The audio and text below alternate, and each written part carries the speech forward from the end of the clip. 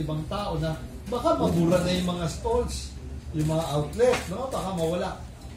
Ang tingin po namin, yung digital will cater to a different group of people.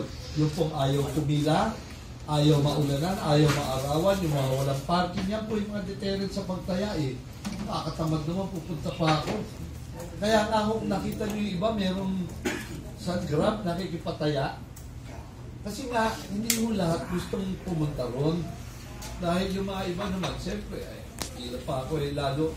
And ang loto po is jackpot driven.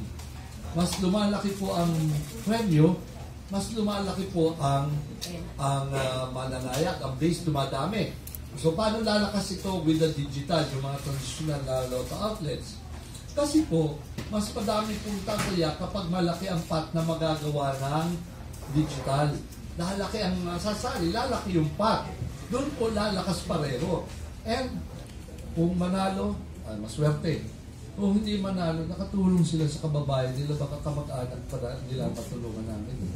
So, sa Lotto talaga, is more of a means to do charity.